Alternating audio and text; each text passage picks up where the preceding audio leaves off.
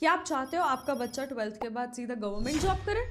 क्या आपको पता है अगर आपके बच्चे का नीट या जेई क्लियर नहीं हुआ तब भी वो लाखों की जॉब कर सकता है। आपके बच्चे के आने वाले 40 साल 1 घंटे की काउंसलिंग पे डिपेंड करते हैं। आपके बच्चे के 12th में 50% आए हैं और आपको ये नहीं पता कि उसका फ्यूचर क्या होगा। एआई के टाइम पे आप आज भी बीटेक, बीबीए, बीसीए में अटके हो। अगर आप एक रिस्पॉन्सिबल पेरेंट हो तो इस वीडियो को एंड तक जरूर देखना। जैसे आपको पता है कि हमने लास्ट 2 टॉक शो किए हैं तो हमें एक काउंसलर एक्सपर्ट ने कॉन्टैक्ट किया, तो आओ हम आपको मिलवाते हैं शिवांगी से। शिवांगी मैम, एक बात बताऊं, जैसे बच्चे ने अब 12th कर ली तो 12th के बाद अपना करियर कैसे चूज करे कोई। अब वही है, ये जो 12th कर ली, 12th के पहले का मामला होना चाहिए था थोड़ा सा करेक्ट। 10th के बाद पेरेंट्स को, स्टूडेंट्स को, सबको अवेयरनेस की जरूरत है। नहीं, बट एक मुझे बात बताओ ना, हाँ। 12th से पहले तो बोर्ड्स की तैयारी 12th में, जैसे हमने 12th करी है, इतना ज़्यादा प्रेशर रहता है कि भाई 12th में तो हमारे बोर्ड्स का इतना प्रेशर होता है, तो हम एंट्रेंस की कैसे किसी की तैयारी कर सकते हैं। क्यों जेई नीट वाले करते नहीं है पूरा भाग भाग के? प्रॉब्लम कहाँ पे आ रही है? प्रॉब्लम यहाँ पे आ रही है कि जेई और नीट वाले तो चल रहे हैं अपनी भेड़ चाल में, लेकिन ये जो दूसरे करियर्स है ना, जो एक्चुअली में बूमिंग है, जिसको पता नहीं है किसी को, वो अटक के बैठ गए कि अब करना क्या है। या बट अगर मैं अपनी बात करूं, चल आजकल के तो बच्चे काफ़ी स्मार्ट हैं। 10th में तो किसी को पता ही नहीं होता कि हमने 12th के बाद करना क्या है। अब फिर तो पेरेंट्स का भी इस बीच में रोल आ गया ना। पेरेंट्स का तो रोल सबसे बड़ा है। पेरेंट्स का रोल इसीलिए सबसे बड़ा है बिकॉज पेरेंट्स को ये नहीं करना, एक वर्ड टर्म हम यूज करते हैं, प्रेस्टीज ट्रैप। अच्छा, फलाने के बेटे ने बीटेक कर लिए, चल तू भी बीटेक कर ले। अच्छा, फलाना का बेटा डॉक्टर बन गया, चल तू भी डॉक्टर बन जा। क्यों डॉक्टर बनना है जब आजकल इतनी अच्छे अच्छे UX psychologist, data science, data analyst, BSc bio informatics, अब ये ऐसे ऐसे कोर्सेज हैं, जेनेटिक इंजीनियरिंग, ये ऐसे ऐसे कोर्सेज हैं, बच्चों को पता ही नहीं है। और क्योंकि पता नहीं है तो उसके बारे में कभी रिसर्च भी नहीं करते। क्योंकि रिसर्च नहीं करते, पता ही नहीं मार्केट ट्रेंड किस तरीके से है, तो इसके लिए ऐसे एक स्ट्रैटेजी होती है। एक स्ट्रैटेजी कैसे होती है? एक्सपर्ट गाइडेंस के थ्रू आप करियर काउंसलिंग करोगे, बच्चे के साथ बात करोगे, सबसे पहले आप ये आइडेंटिफाई करोगे कि ट्रेंड्स क्या क्या, ये बात क्या तो क्या मैं भी एग्री करता हूँ इस चीज़ को। जैसे मैंने 2016 में करी थी एमबीए। उस टाइम वैसे हर बच्चा उस टाइम एमबीए कर रहा था, तो मेरे को भी ये था कि भाई अब ग्रेजुएशन कर ली है तो अब एमबीए करनी है, क्योंकि एमबीए के अलावा हमें और कुछ कभी बताया नहीं गया। क्योंकि प्रोफेशनल डिग्री अब बीकॉम कर ली या फिर बीकॉम कर ली या बीबीए कर ली, ठीक है, उसके बाद एमबीए आती है। तो वो तो बात आपकी बिल्कुल सही है कि अदर कोर्सेज के बारे, लेकिन फिर कैसे इंफॉर्मेशन ली जाए इस चीज़ की? इंफॉर्मेशन ऐसे ली जाए कि आप सबसे पहले आप 3 चीजें अपने एंड पे करिए। पेरेंट्स और स्टूडेंट्स अपने एंड पे 3 चीजें करें। पहले तो आप स्किल्स कौन कौन सी इन डिमांड है, आज नहीं 10 साल बाद कौन कौन सी इन डिमांड है या जो बूमिंग है, आप वो सर्च करेंगे। दूसरा, उसके बाद आप ये देखेंगे उनमें करियर आप कैसे बना सकते हैं। तीसरा, आप अपना क्वांटिटेटिव एनालिसिस करेंगे कि आप किस में अच्छे हो। हम we can not ask a fish to climb a tree. But बात ये है ना, अब जैसे बच्चे की 12th होती है तो बंदा चले जाता है, जैसे जो कोचिंग इंस्टीट्यूट्स बने हुए हैं। बट ये बात से मैं तो आपके टोटली एग्री करता हूँ कि आजकल जो मैक्सिमम है लोग 12th के बाद ही सोचते हैं कि हमने अब आगे क्या करना है, और उसमें आई गेस कितने महीने का गैप होता है बीच में? 1.5 महीने का और गैप 1.5 है। महीने में कोई तैयारी हो सकती है एंट्रेंस की? बिल्कुल होती है। अब लेकिन अब वो किस तरीके से होती है? अब आपको चाहिए था इको ऑनर्स और आप कर रहे हो नॉर्मल बीए, तो फिर आप ये नहीं बोलोगे कि हाँ मैंने तैयारी करी है। अगर आप, वही मैंने आपको बोला कि ये बात या तो एटलीस्ट आप 10वीं के बाद नहीं शुरू कर सकते तो 11वीं में तो शुरू करो। अच्छा, एक चीज़ बताओ, जैसे ना कई बार ऐसा होता है यार, कई जैसे स्टूडेंट्स हैं, जैसे 12th में किसी के 50% आ गए, तो उसके लिए मतलब अब पेरेंट्स पे ऊपर तो देख प्रेशर होता ही है। अब 12th में इतने कम परसेंटेज आ गए और बच्चे ने पढ़ना भी है आगे। देख ऐसा है कि अब किसी भी कारण यार बच्चे के घर पे शादी थी या कोई बीमार हो गया, कम परसेंटेज आई, उस चीज़ का क्या इम्पैक्ट पड़ता है उसकी 12th के बाद वाली यूजी में? अब इसका एक्चुअली में इम्पैक्ट थोड़ा सा कम हो गया। मैं ये नहीं बोलूँगी कि ख़त्म हो गया, लेकिन कम हो गया है। सीयूईटी के आने के बाद से एक लेवल प्लेइंग फील्ड क्रिएट हो गया। सॉरी, मैं आपको थोड़ा इंटरप्ट कर रहा हूँ। हाँ। सीयूईटी क्या है?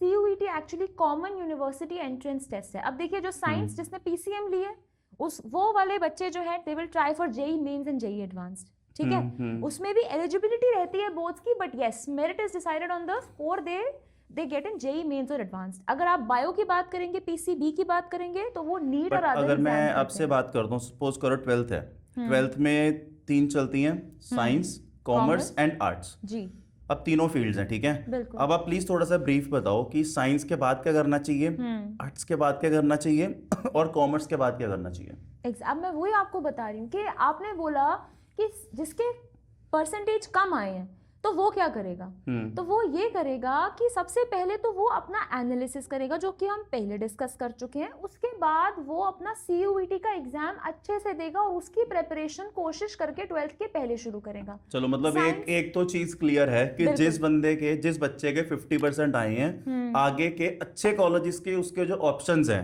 वो क्लोज नहीं होते। बिल्कुल नहीं होते क्लोज, बिल्कुल नहीं होते। पेरेंट्स को पता नहीं है, उनको अपने बच्चे की अल्टीमेटली प्रॉब्लम यही है ना कि अब पेरेंट्स अवेयरनेस नहीं है, अवेयरनेस बिल्कुल भी नहीं है हाँ। इस चीज़ की।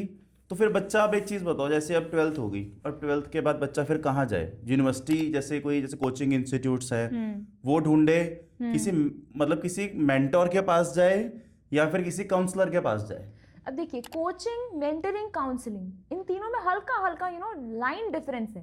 कोचिंग, अब आप कोचिंग तो उसको भी मान लीजिए जो 500-1000 बच्चे करके बैठे हैं। इंस्टीट्यूट का क्या है, वो तो ये चाहेगा कि चलिए मेरे तो 1000-2000 जितने आते हैं यार वो तो है ही। अब यार देखो, अगर मेरा भी कोई इंस्टीट्यूट है, सपोज करो मेरे पास 500 बच्चे की कैपेसिटी है, मेरे पास 600 या 700 बच्चा आ गया, तो मैं तो एडमिशन लूंगा है ना, क्योंकि ऑलमोस्ट बच्चे की नीड डिफरेंट है ना। किसी को साइकोलॉजिस्ट बनना है, किसी को UX साइकोलॉजिस्ट बनना है, किसी को बायोमेडिकल करना है, किसी को जेनेटिक इंजीनियरिंग करनी है। अच्छा, मतलब सबसे बड़ी बात है कि जो इंस्टीट्यूट्स हैं उनको बेसिकली अपने क्लासरूम्स भरने हैं और वो उस फील्ड में बच्चे ज्यादा भरते हैं जहाँ पे उनकी रिक्वायरमेंट फुलफिल हो रही है। एग्जैक्टली। अब आप ये देखो ना अब आप ये देखो, अगर आप CUET की बात करो, भरी जा रही है, इंग्लिश पढ़ा रहे हैं, गैट पढ़ा रहे हैं, ये नहीं बता रहा कि इंग्लिश और गैट भर तो दिया, डोमेन्स में क्या भरना। तो फिर मैं आपसे क्वेश्चन पूछता हूँ, हाँ। अब जिसकी 12th होगी उसके 90% आए हैं, बिल्कुल, तो वो कैसे बच्चा चूज करेगा कि मैंने कहाँ से प्रिपरेशन करनी है।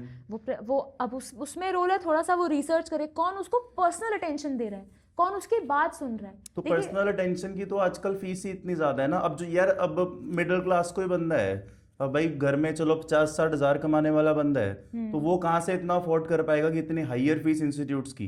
तो एक ही बार तो देनी है, आप स्कूल नहीं दे रहे इतनी फीस में। या देनी एक बार है वो बात ठीक है यार। पेरेंट्स का क्या है, पेरेंट्स ने तो पैसे दिए, पैसे दे के पेरेंट्स ने उसकी एडमिशन करवा दी है ना। अब आगे अगर अब सस्ते इंस्टीट्यूट के चक्कर में वहां अगर 1000 बच्चा बैठा है, बिल्कुल, तो उसको फिर उसमें पेरेंट्स का क्या कसूर है।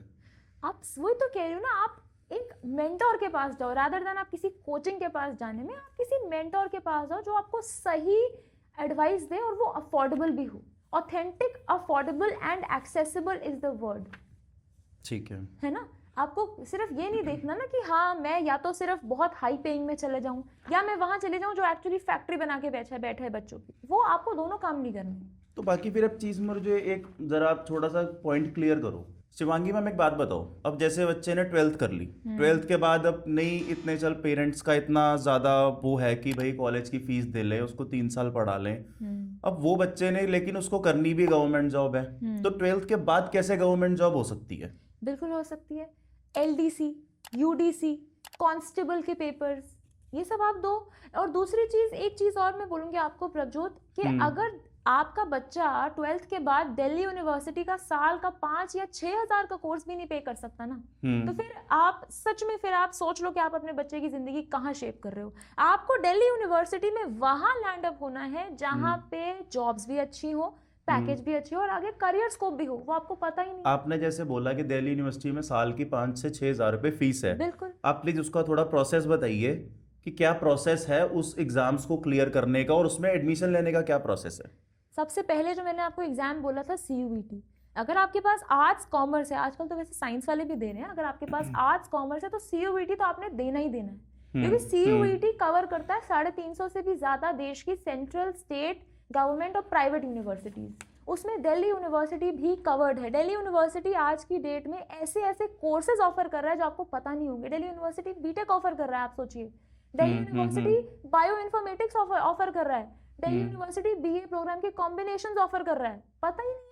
वही घिसे पिटे जा रहे हैं, BA कर लेंगे। एक्चुअली ना जो साइकोलॉजिकली जो पुरानी जैसे चलती आ रही हैं चीजें, बीबीए कर ली या बीटेक कर ली, अब उसके अलावा और भी ऑप्शंस हैं काफी। बहुत अच्छे ऑप्शंस हैं। BBAFI एक बहुत अच्छा कोर्स है फ्रॉम शहीद Sukhdev college of business studies. But मैं एक चीज सबको बहुत क्लियरली बताना चाहता हूँ कि क्या होता है कि जैसे अब यार किसी भी इंस्टीट्यूट के देखो, एक वो बहुत एक आपने अच्छी बात बताई, इंस्टीट्यूट और काउंसलिंग में बहुत फर्क है। इंस्टीट्यूट आपको बेसिकली इंस्टीट्यूट आपको सेल कर रहा है कोई चीज, बिल्कुल इंस्टीट्यूट आपको इंस्टीट्यूट के प्रोडक्ट्स हैं जो कि वो प्रोडक्ट सेल कर रहे हैं, बिल्कुल। और जो काउंसलर है वो आपको बताएगा कि आपके बच्चे के अकॉर्डिंग कौन सा कोर्स फिट बैठता है। बिल्कुल परफेक्ट, यही चाहिए आपको। आप भेड़ चाल में पड़े जा रहे हो इंग्लिश, मतलब काउंसलर की इंपॉर्टेंस ज्यादा है। देखो मैं ये नहीं कह रहा कि इंस्टीट्यूट की नहीं है, बिल्कुल काउंसलर की इंपॉर्टेंस ज्यादा है। हाँ। वो आपको सही ट्रैक दिखा सकता है, बिल्कुल। और भले ही उसने 12th के बाद सीधा गवर्नमेंट जॉब के लिए अप्लाई करना है, वो बता देगा। वो यूनिवर्सिटी आपके ट्रैक डाउन कर देगा कि आपके बच्चे के अकॉर्डिंग यूनिवर्सिटी कौन सी सही है। बिल्कुल ठीक है, और ऐसा भी कोई मिथ नहीं है कि 12th में अगर आपके 50% आए तो आगे की एडमिशन नहीं हो सकती। ऐसा बिल्कुल भी नहीं है, आपको बस सही गाइडेंस मिलनी चाहिए। मैं आपको एक केस शेयर करना चाहूंगी। मेरे रिसेंटली मेरे पास एक नोन की एक बच्ची आई, वो उन्होंने PCB लिया हुआ था, 1 साल ड्रॉप किया। जिस साल वो उन्होंने 12th पास की उस साल नीट दिया, नहीं क्लियर हुआ। नीट डॉक्टर बनने का बेसिकली आप समझ लीजिए एंट्रेंस एग्जाम है, ठीक है। फिर से ड्रॉप लिया, नहीं क्लियर हुआ। उनके फादर ने उनको बोला अब आप मैथ्स पढ़ लीजिए। 12th में बच्ची के पास मैथ्स नहीं थी, ओपन से मैथ्स करवाइए, और हम बोल रहे हैं जेई क्लियर कर लीजिए। Disastrous decision. 2 महीने में जेई क्लियर करने के लिए उनके फादर ने बोला। पता ही नहीं है क्योंकि अब देखिए मेडिकल नहीं हुआ तो इंजीनियर बन जा, डॉक्टर नहीं बन पा रही तो इंजीनियर। यार अब जिस बच्चे का बात बताओ 12th के बाद कुछ नहीं बन रहा, अब आप कह रहे हो कि 10th के बाद बच्चा, मतलब 10th क्लास हो गई, मतलब पेरेंट्स के लिए एक बहुत इंपॉर्टेंट चीज है, बच्चे की 10th हो गई, आप किसी करियर इंस्टीट्यूट को ना पकड़ो, करियर काउंसलर को पकड़ो, मेंटोर को पकड़ो आप। ठीक है, मेंटोर को पकड़ो, और मेंटोर बताएगा। लेकिन बैलेंस हो जाता है एक बोर्ड और एंट्रेंस एग्जाम, कैसे बैलेंस कैसे करेगा बच्चा? यार प्रेशर इतना ज्यादा है। आप पहले the art of starting early age we say, कितने घंटे बच्चा एक्स्ट्रा पढ़े कि हाँ भी बंदे 2 साल का टाइम है, हाँ, और प्लस 3-4 महीने बोर्ड के बाद, बिल्कुल उसमें तो चलो रिवीजन हो गई। हाँ। आपको क्या लगता है कितने आवर्स बच्चा एक्स्ट्रा पढ़े उसमें? पर्सन टू पर्सन डिपेंड करेगा। जो बच्चा वीक है वो ज्यादा पढ़े, जो स्ट्रांग है वो कम पढ़े। वीक तो बड़ी मुश्किल से वो बोर्ड बहुत मुश्किल से क्लियर करेगा। सॉरी मैं थोड़े से डायरेक्ट क्वेश्चन आपसे पूछ रहा हूँ, बिल्कुल ठीक है ना? बिल्कुल। अब जिस बच्चे ने 10th करी है वो तो बड़ी मुश्किल से वही बड़ी मुश्किल से, हाँ वो तो पेरेंट्स बोलेंगे तू बोर्ड एग्जाम क्लियर कर, बाद की बाद में देखेंगे। हाँ। मैं मानता हूँ वहाँ गलत है, लेकिन वो तो वही बहुत मुश्किल तरीके से कवर करेगा। तो सबसे पहला सवाल आप पेरेंट्स से ये पूछिए, घर बिठाना है बच्चे को, कॉलेज नहीं भेजोगे, मुश्किल क्लियर करे, चलिए घर बिठाओगे, कराओगे ना, तो थोड़ी एक्स्ट्रा एफर्ट करवाएंगे हम। 1-1 घंटा डेली का, मैं आपको ये कह रही हूँ, आप मुझसे पूछना कितने घंटे एक्स्ट्रा देने, आप 2 साल सिर्फ 1-1 घंटा एक्स्ट्रा दीजिए, सिर्फ 1-1 घंटा। मैं आपको बता रही हूँ साल के कितने घंटे होते हैं वो, 365 × 2, 730 घंटे बच्चा एक्स्ट्रा पढ़ ले, मेरी गारंटी है अगर वो बच्चा ना निकाल पाए कोई एंट्रेंस, सिर्फ 1 घंटा पढ़ना है आपको। मैं जेई और नीट वालों की बात नहीं कर रही हूँ। जेई और नीट वाला थोड़ा सा नीश अलग हो जाता है। बट एक चीज बताओ, जैसे जेई और नीट की जैसे अपने बात करी है, ठीक है, और जैसे और एक हम बात कर रहे थे CUET की, हाँ। इन दोनों में जो स्टडीज हैं, हाँ। इन दोनों की जो स्टडीज है इसमें कितना फर्क है? फर्क बहुत है। वहां पे ऐसा नहीं है कि वहां पे देखिए, इधर थोड़े से नॉन टेक्निकल कोर्सेज भी हैं, लेकिन ऐसा नहीं है कि CUET के थ्रू टेक्निकल कोर्सेज में घुस नहीं सकते, इनका नीश अलग है। मैं वो तो आपको कह रही हूँ ना, जिसने BCom करा है, ऐसा नहीं है कि वो AI में नहीं जा सकता। आजकल IITs और IIMs जो कि देश के प्रेस्टिजियस ऑर्गेनाइजेशन है, वो ऑफर कर रहे हैं बढ़िया fintech courses, cyber security courses, AI courses. अब जिसने कॉमर्स करी है वो साथ में टेक्नोलॉजी को यूज करके अपना आगे करियर बना सकता है। जिसकी मैथ्स अच्छी है, स्टैटिस्टिक्स अच्छा है, वो डेटा साइंस में जा सकता है, इन्वेस्टमेंट बैंकिंग कर सकता है। आपको क्या लगता है बच्चे कहाँ लैग कर रहे हैं फिर? बच्चे लैग कर रहे हैं, पता ही नहीं है बच्चों को, यहाँ पे लैग कर रहे हैं। पेरेंट्स यहाँ लैग कर रहे हैं कि जो आपने बात बोली ना कि तू बस किसी तरीके से 12th ही पास कर जा, हम आगे की आगे देखेंगे। आगे की आप आगे नहीं देख पाओगे अगर आपका बच्चा आज भी मीडियोकर है, और अगर आप उस चीज को टाले जा रहे हो तो आप अपने बच्चे की मीडियोक्रिसिटी की गारंटी ले रहे हो। मैं तो ये कहूंगी। मैं एक चीज कहता हूँ फिर, ठीक है, मैं आपको एक बात बोलता हूँ। अगर सपोज करो किसी बच्चे का कमेंट आता है, कुछ आता है, तो आप उसके लिए गूगल मीट पे अगर हम लिंक शेयर करें तो आप उसको 1-to-1 गाइडेंस दोगे? हाँ बिल्कुल। मतलब जो भी बच्चा ये वीडियो देख के आ रहा है तो उस पर भाई हम गूगल मीट पे उसका लिंक जनरेट करेंगे और आप 1-to-1 उसमें हम गाइडेंस देंगे बच्चे बिल्कुल को। बिल्कुल। अच्छा, हमारी जितनी भी कन्वर्सेशन हुई है उसमें एक बहुत अच्छा हमने फ्रेमवर्क पूरा बता दिया कि पेरेंट्स का क्या रोल है, स्टूडेंट्स का क्या रोल है, ठीक है। अब आप एक बात बताओ, जो CUET है उसके बारे में थोड़ी सी इन्फॉर्मेशन दो आप, और किस तरह क्या फ्रेमवर्क है इन सब चीज़ों का। अब देखो, IIT, JEE mains, JEE advanced और नीट के बारे में तो सबको पता है। आपको इंजीनियर बनना है तो आप जेई दे दो, आपको डॉक्टर बनना है तो आप नीट दे दो, लेकिन सबको जिसको नहीं पता है वो है CUET। अब अगर साइंस वालों ने, चाहे वो PCB हो चाहे PCM हो, उन्होंने बैकअप प्लान रखना है तो भी CUET देना है। और आर्ट्स और कॉमर्स वालों ने तो देना ही देना है अपने ऑप्शंस खोलने के लिए। तो सब्जेक्ट्स कैसे चूज करेंगे उस यूट्यूब, जो अगर BA वाले हैं, साइंस वाले हैं, कॉमर्स वाले हैं, तो वो कैसे सब्जेक्ट्स चूज करेंगे? वो डिपेंड करता है आपका इंटरेस्ट कहाँ पे है, आप जाना कहाँ पे चाहते हो, और आपके कोर्सेज क्या क्या। आप देखिए, लॉ के कोर्सेज हैं तो आप उस तरीके से चूज करेंगे, साइकोलॉजी है आप उस तरीके से, उसका एक अलग फ्रेमवर्क बनेगा, उसकी सब्जेक्ट मैपिंग जिसे हम कहते हैं टेक्निकल टर्म्स में, वो अलग होती है।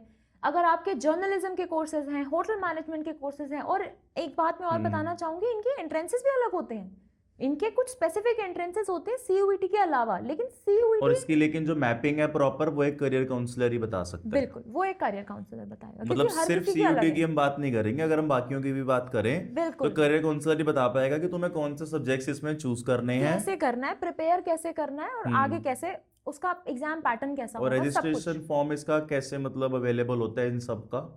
इन सब का इनकी ऑफिशियल वेबसाइट्स, मोस्टली एग्जाम्स जो है NTA कंडक्ट कराता है, बट अगर वो एग्जाम NTA नहीं कंडक्ट करा रहा तो वो स्पेसिफिक यूनिवर्सिटी कंडक्ट कराएगी, तो आपको उसकी वेबसाइट पे जाना है, लॉग इन करना है, लास्ट डेट और एंड डेट देखनी है, उसके बीच में अप्लाई करना है और अपना फॉर्म भरना है। एलिजिबिलिटी क्राइटेरिया क्या रहता है इनका वैसे? अगर आप CUET की बात करेंगे तो एलिजिबिलिटी क्राइटेरिया 12th पास या अपीयरिंग होना चाहिए, 50% से ज्यादा होना चाहिए अनरिजर्व्ड के लिए, और रिजर्व्ड है तो 50% में कुछ रिलैक्सेशंस हैं। और साथ में अगर आप बाकी एग्जाम्स की बात करेंगे तो हर एक का थोड़ा थोड़ा कुछ। चलो यहाँ तक तो criteria बात होगी एक काउंसलर की, कि काउंसलर आपको एक पूरा पैटर्न दिखा देगा, ठीक है। बिल्कुल, बिल्कुल। अब आप मेरे को एक चीज बताओ, हाँ। कि जैसे अब ये क्लियर करने का इसका यूनिवर्सिटी हो गई, ये सारी चीजें हो गई, क्योंकि तो काफी चीजें होती है ना, एग्जाम कैसे क्लियर करे कोई? हाँ, एग्जाम कैसे क्लियर करें, सबसे पहले तो आप कोई भी एग्जाम देख रहे हैं, जैसे आप होटल मैनेजमेंट का एक सबसे इंपॉर्टेंट एग्जाम है Oberoi step program, Oberoi group of hotels ये करवाता है, तो आप क्या देखोगे, उसका एग्जाम पैटर्न देखोगे। हाँ, वैसे मेरे माइंड में ये क्वेश्चन था कि इसका एग्जाम पैटर्न क्या रहता है, और इसमें जैसे मार्किंग स्कीम क्या है, एग्जाम पैटर्न क्या रहता है, किस टाइप का एग्जाम होता है, ये सारी चीजें। ये MCQ बेस्ड एग्जाम होता है, जो आप बोर्ड्स में पढ़ते हो वो सब्जेक्टिव होता है, जो आप यहाँ पढ़ते हो वो ऑब्जेक्टिव होता है। आपने 3 सेक्शन होते हैं, पहला सेक्शन इंग्लिश लैंग्वेज होता है, दूसरे सेक्शन में आपके डोमेन्स होते हैं, जो सबसे इंपॉर्टेंट है, आप कौन से कोर्स और कौन सी यूनिवर्सिटी में जाना चाहते हैं। प्रीवियस ईयर क्वेश्चंस हो गए, मॉक टेस्ट वगैरह हो गए, वो सारा पार्ट फिर वो बाद में इसमें आ जाता है। बिल्कुल, अपना बिल्कुल, वो सबसे इंपॉर्टेंट है, जो भी यूनिवर्सिटी या इंस्टीट्यूट आप जो भी सिलेक्ट करोगे, हाँ, उसके आप सर्च करके निकाल सकते हो, प्रैक्टिस कर सकते हो, बहुत अच्छी अच्छी पब्लिशिंग वेबसाइट्स आ गई हैं जो आपको पेपर्स देती हैं इससे। चलो हम इसके बाद ना कुछ मेरे क्वेश्चन, मतलब जैसे हमने कुछ लिस्ट प्रिपेयर करी है क्वेश्चंस की, तो वो आपसे मनीष डिस्कस करेगी, ठीक है। हाँ। So Shivangi, I have certain questions for you. Okay. So my first question is liberal arts or professional courses? Liberal arts if you want to go for critical thinking, professional courses if you are targeting a industry, specific industry. Okay. Drop year or tier 2 year college? Drop year if you are in a significantly bad college, if you couldn't land up in a tier 2 college. Tier 2 if you can manage it with skills and internships and AI courses. Is the general test section 3 necessary? Absolutely necessary. It opens up multiple avenues. Before we go, let's debunk some myths. NCERT is enough for CUET? Yes and no. Yes, because it's important for base building. No, because you need to practice the MCQs. Okay. Start CUET prep after boards? No, absolutely no. Obviously, if you don't have any option, you have to go with it. But if you have the option, start in 12th at least. Coaching is a waste of money? No. Bad coaching is a waste of money. Mentoring or counseling is not a waste of money. Okay. So, Shivangi, any final words for parents and students watching? Think wisely, choose smartly, because today, if you invest in better career counseling or mentor services, that will be significantly impactful for the next 40 years of your child. Okay. Thank you for being here. It was truly insightful to have you. Thank you. अगर कोई student या parent को कोई question है और free counselling चाहिए तो comment करें।